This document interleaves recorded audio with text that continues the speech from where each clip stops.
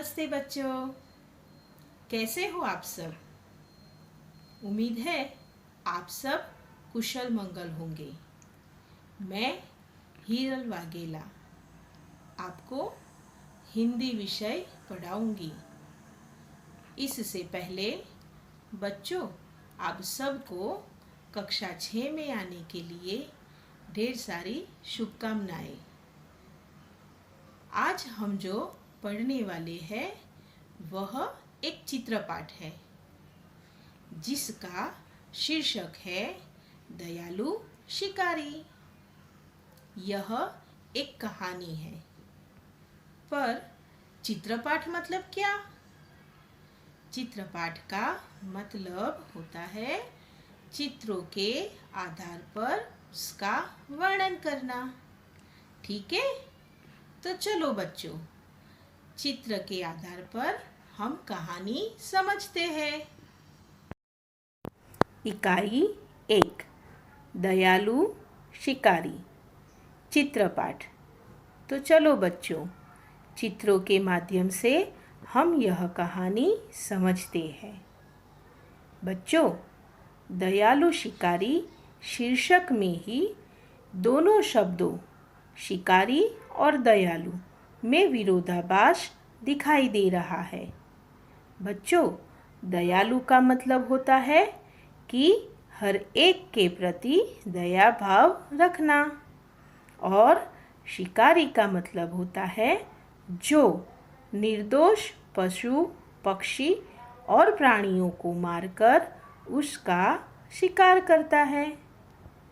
पर हमारी इस कहानी में शिकारी के मन में दया की भावना जागृत होती है।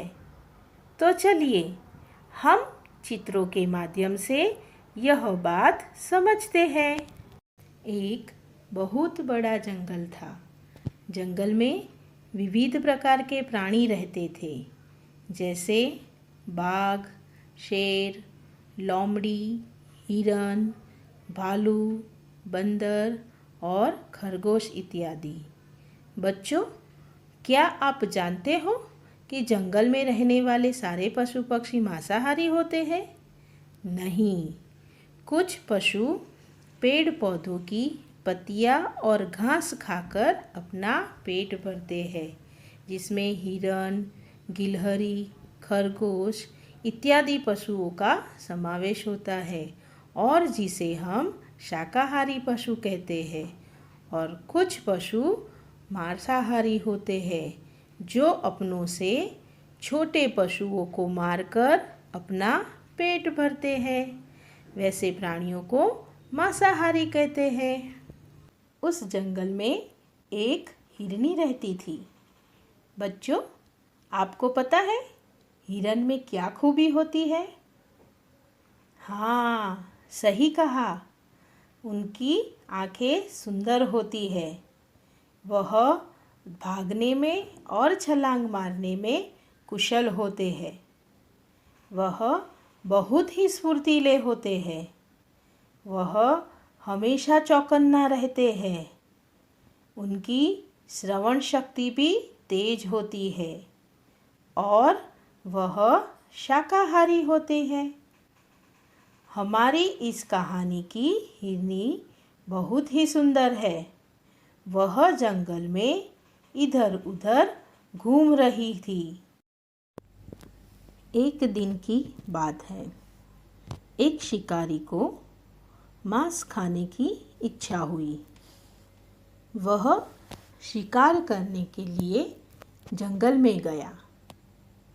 शिकारी शिकार की तलाश में इधर उधर घूम रहा था। उसी वक्त उसने एक मोटी ताजी हिरनी को देखा और सोच में पड़ गया, अगर मैं यह हिरनी का शिकार करूंगा तो मुझे अच्छा खासा मांस खाने को मिलेगा। यही सोचकर वह सही मौके की तलाश में पेड़ के पीछे जाकर छिप गया। कुछ वक्त के बाद शिकारी को मौका मिल गया। हिरनी दौड़ती हुई शिकारी की ओर आने लगी। यह मौका देखकर शिकारी ने निशाना साधा। उसने बंदूक में से गोली छोड़ी। गोली की आवाज़ सुनकर हिरनी और दूसरे प्राणी भागने लगे। गोली हिरनी की टांग में जाकर लग गई। टांग मतलब पैर। गोली लगने के कारण हिरनी के पैर में से खून निकलने लगा था। फिर भी वह अपने छोटे शावक के पास जाकर बैठ गई। शावक का मतलब होता है हिरनी का बच्चा। शिकारी हिरनी को ढूंढते हुए उसके पास गया और उसने देखा कि हिरनी ने कुछ ही समय पहले ही एक शावक को जन्म दिया था। हिरनी की टांगों में गोली लगी थी और बहुत सारा खून बह रहा था। उसकी आंखों में से आंसू बह रहे थे। उसके पास उसका छोटा सा शावक बैठा हुआ था। वह अपनी माँ को जख्मी देख डर गया था। यह देख शिकारी का दिल भर आया। वह मन ही मन सोच में पड़ गया। आखिरकार वह भी तो एक इंसान ही है ना। उसने सोचा कि अगर हिरनी मर गई तो उसके छोटे बच्चे का क्या होगा। शिकारी को लगा कि वह एक बच्चे को अपनी माँ से अलग कर रहा है। यही सोच में उसे अपना खुद का बच्चा याद आ गया। उसे अपनी गलती का एहसास हुआ। वह मन ही मन पछताने लगा। शिकारी से हिरनी और उसके छोटे शावक का दुख देखा गया नहीं। उसे बहुत पछतावा हुआ। वह अपनी गलती को सुधारने के लिए हिरनी का इलाज करवाने का सोच रहा था। वह जंगल के पास आए हुए पशु चिकित्सालय में हिरनी को उठाकर ले गया। बच्चों, आपको पता है पशु चिकित्सालय का मतलब क्या होता है? हाँ, बिल्कुल सही। पशु चिकित्सालय मतलब जहाँ पशुओं का इलाज होता है, उनको दवाई दी जाती है। शिकारी ने भी हिरनी को उठाकर उसका इलाज करवाने के लिए पशु चिकित्सालय ले गया। अस्पताल में डॉक्टरों ने हिरनी की टांग में से गोली निकाल दी। गोली निकालकर उन्होंने हिरनी की मरहम पट्टी की। उसके बाद उसका अच्छे से इलाज किया। इलाज करने के बाद हिरनी को आराम मिला। यह देख शिकारी खुश हो गया। उसने हिरनी को उठाया और वापस जंगल में उसके बच्चे के पास छोड़ दिया।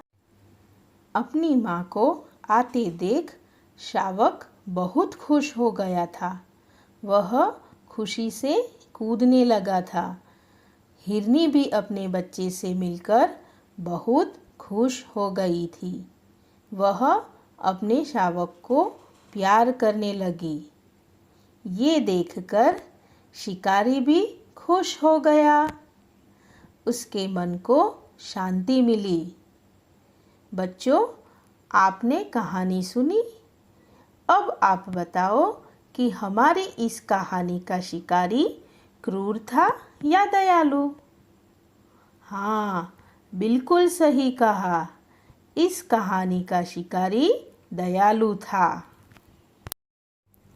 बच्चों, इस चित्रपाठ से हमें क्या सीख मिलती है? बिल्कुल सही कहा। पशुओं के प्रति मानव का कैसा व्यवहार होना चाहिए, यह बात हमें सीखने को मिलती है। और संसार में सभी को जीने का अधिकार होता है।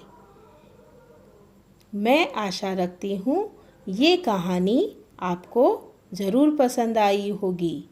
ऐसी ही दूसरी कहानियाँ लेकर हम फिर मिलेंगे। नमस्ते।